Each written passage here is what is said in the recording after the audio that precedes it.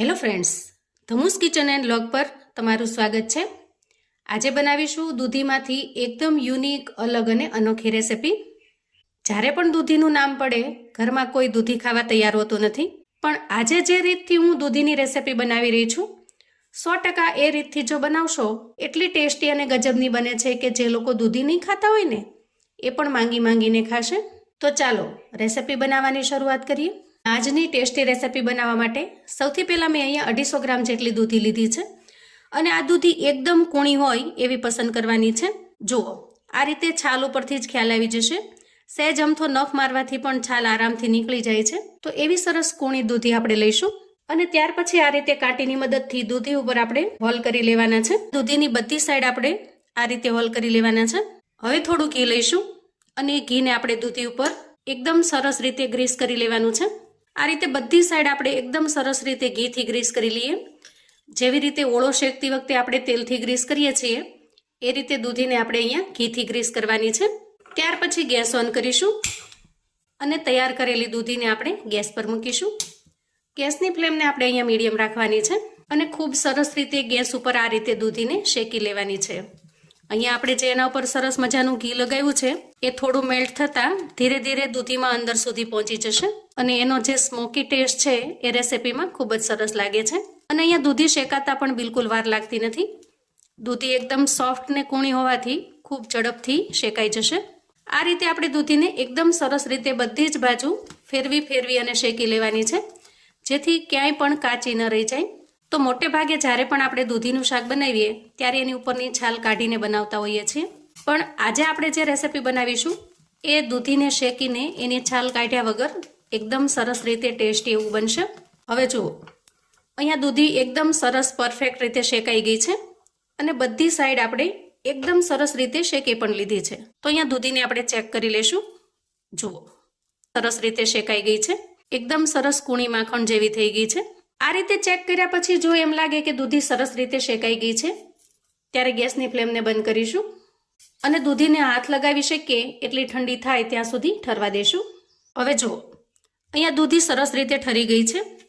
હવે દૂધી થોડી ગરમ હોય ત્યાં સુધીમાં આપણે એની ઉપરની છાલને કાઢી લેવાની છે, કેમ કે સાવ ઠરી જશે તો આ એની ઉપરની જે સ્કીન છે એ પણ થોડી હાર્ડ થઈ જશે। તો આ રીતે થોડી ગરમ હોય ત્યારે જ આપણે ઉપરની છાલને ચાકુની મદદથી કાઢી લઈશું અને એકદમ ઝડપથી સરળતાથી નીકળી જશે અને આ રીતે દૂધીની ઉપરની બધી જ છાલને આપણે દૂર કરી લઈશું। ત્યાર પછી એનો જે પાછળનો ભાગ છે એને થોડો કટ કરી લઈએ અને એ જ રીતે આગળના ભાગને પણ કટ કરી લઈશું। હવે દૂધીને આપણે રફલી સમારી લઈએ અને ત્યાર પછી આ રીતે પીસમાં સમારી લઈશું।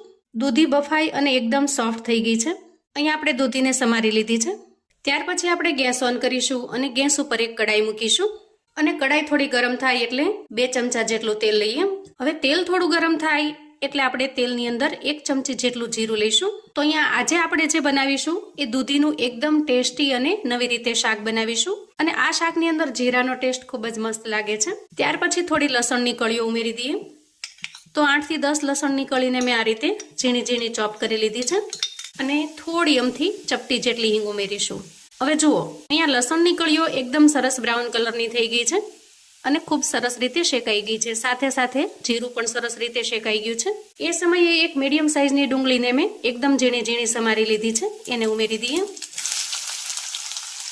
અને હવે ડુંગળીને પણ આપણે એકદમ સરસ બ્રાઉન કલરની થાય ત્યાં સુધી શેકી લેવાની છે જેથી ડુંગળીની અંદરનું જે કાચાપણું છે એ દૂર થઈ જાય અને આપણા દૂધીના શાકની અંદર આ ડુંગળીનો ટેસ્ટ પણ એકદમ લાજવાબ આવે છે। તમે જો લસણ અને ડુંગળી ન ખાતા હો તો બંનેને સ્કીપ કરી શકો છો। તો તમારે વઘારની અંદર માત્ર જીરું અને હિંગ ઉમેરી અને પછી આગળની પ્રોસેસ કરવાની છે। આજે આપણે દૂધીનું એકદમ ટેસ્ટી એવું શાક બનાવીશું। રૂટીનમાં જે શાક બનાવીએ છીએ એના કરતાં બિલકુલ અલગ આ રીતે દૂધીને એકદમ સરસ બાફી અને સ્મોકી ફ્લેવર સાથેનું શાક બનાવશો ને તો જેને દૂધી નહીં ભાવતી હોય એ પણ દૂધીનું શાક માંગીને ખાશે, એટલું ટેસ્ટી અને લાજવાબ બને છે। અહીંયા ડુંગળી થોડી બ્રાઉન કલરની થઈ ગઈ છે અને એકદમ સરસ રીતે શેકાઈ ગઈ છે। આ સમયે મેં એક મીડિયમ સાઇઝના ટમેટાને પીસીને તૈયાર રાખેલું છે, એને ઉમેરી દઈએ અને સારી રીતે મિક્સ કરી લઈએ। ટમેટાને એકદમ સરસ રીતે મિક્સ કર્યા પછી આપણે શાકમાં સૂકા મસાલા કરીશું, જેમાં સૌથી પહેલાં સ્વાદ પ્રમાણે મીઠું ઉમેરી દઈએ, નાની ચમચી જેટલી હળદર ઉમેરીશું, 1 ચમચી લાલ મરચું પાવડર ઉમેરીશું, 1 ચમચી ધાણા જીરું પાવડર ઉમેરીશું અને ત્યાર પછી 1 ચમચી જેટલી આદુ મરચાંની પેસ્ટ ઉમેરીશું અને સાથે સાથે 1 ચમચી જેટલો પાઉંભાજી મસાલો ઉમેરીશું અને ખૂબ સરસ રીતે મિક્સ કરી લેશું. અહીંયા આ રીતે બનાવેલા શાકની અંદર પાઉંભાજી મસાલો ખૂબ જ ટેસ્ટી એવો લાગે છે, પણ તમારે જો ગરમ મસાલો સ્કીપ કરવો હોય અથવા તો તમારી પાસે કોઈ બીજો ગરમ મસાલો અવેલેબલ હોય તો તમે એને પણ ઉમેરી શકો છો. અહીંયા બધા જ મસાલા ખૂબ સારી રીતે મિક્સ થઈ ગયા છે અને શેકાઈ પણ ગયા છે. ધીરે ધીરે એના અંદરથી તેલ પણ રિલીઝ થઈ રહ્યું છે. એ સમયે આપણે સમારીને તૈયાર રાખેલી દૂધી ઉમેરી દઈએ અને સારી રીતે મિક્સ કરી લઈએ. અહીંયા જે આપણી ગ્રેવી બનાવી છે એ શાક કરતાં થોડી વધારે છે અને આ રીતે શાક કરતાં થોડી ગ્રેવી વધારે હશે ને તો શાકનો ટેસ્ટ એકદમ અમેઝિંગ બને છે. હવે આપણે અડધા ગ્લાસ જેટલું પાણી ઉમેરીશું અને ખૂબ સરસ રીતે મિક્સ કરી લઈશું. તો અહીંયા દૂધી ઓલરેડી કૂક થઈ ગયેલી છે, એકદમ સરસ સોફ્ટ પણ થઈ ગઈ છે, તો એને ચડતા બિલકુલ વાર નહીં લાગે. હવે કડાઈને આપણે કવર કરી દઈએ, ઢાંકણ ઢાંકી ગ્રેવી અને દૂધીને એકદમ સરસ રીતે મિક્સ થવા દઈએ. હવે થોડી વાર પછી શાકને ચેક કરી લઈએ.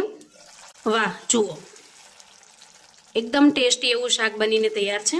આ સમયે આપણે થોડી કોથમીર ઉમેરી દઈએ અને મિક્સ કરી લઈશું. તમારે જેટલો રસો રાખવો હોય એ પ્રમાણમાં પાણી ઉમેરવાનું છે. તમારે જો ભાતની સાથે કે ખીચડીની સાથે શાક ખાવું હોય તો થોડો રસો વધારે રાખવાનો, પણ હું રોટલીની સાથે સર્વ કરવા માટે બનાવી રહી છું એટલે મેં રસાનું પ્રમાણ ઓછું રાખેલું છે. અહીંયા દૂધીનું એકદમ ટેસ્ટી એવું શાક તૈયાર છે, પણ આ શાકને એકદમ યમી આંગળા ચાટી જાય એવું બનાવવું હોય તો આપણે આમાં એક સિક્રેટ વસ્તુ ઉમેરી દઈએ, જેનાથી એકદમ યમી આંગળા ચાટી જાય એટલું સરસ ટેસ્ટી બની જશે. હવે કડાઈને આપણે સાઈડ પર મૂકીશું અને ગેસ ઉપર એક તડકા પેન મૂકીશું. તડકા પેનમાં લઈશું થોડું તેલ, અંદાજે 1 નાના ચમચા જેટલું. થોડું અમથું ચપટી જીરું ઉમેરીએ અને જીરું થોડું શેકાઈ જાય એટલે ચપટી હિંગ ઉમેરીશું.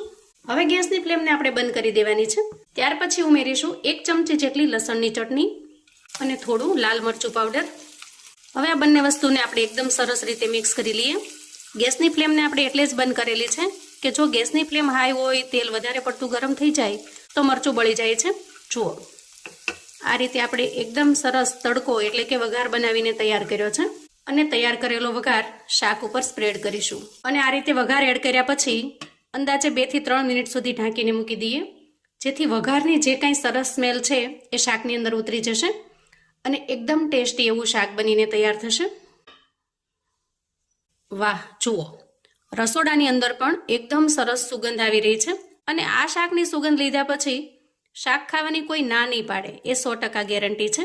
અંદર ઉમેરેલા વઘારને પણ હવે સરસ રીતે મિક્સ કરી દઈએ. તો મિત્રો, પૂરી, પરાઠા, રોટલી, ભાખરી કોઈ પણની સાથે આ શાકનો ટેસ્ટ એકદમ અમેઝિંગ લાગે છે અને વળી તમે ખીચડી, પુલાવ કે ભાતની સાથે પણ પીરસી શકો છો. તો એક વખત આ રીતે દૂધીનું શાક એકદમ અલગ રીતે બનાવી જોજો અને ઘરમાં બધાને ખૂબ જ ભાવશે એની મારી ગેરંટી છે. તો મિત્રો, આવું અવનવું જાણવા માટે અને મને સપોર્ટ કરવા માટે ચેનલ પર જો તમે નવા છો તો પ્લીઝ ચેનલને સબસ્ક્રાઇબ કરો.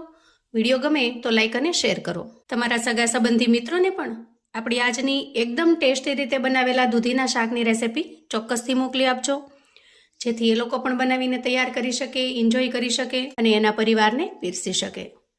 કોમેન્ટમાં મને ચોક્કસથી જણાવજો મિત્રો કે આજની આ ટેસ્ટી એવી દૂધીના શાકની રેસિપી તમને કેવી લાગી છે. ફરી મળીશું એક નવી રેસિપી સાથે. ત્યાં સુધી આવજો મિત્રો.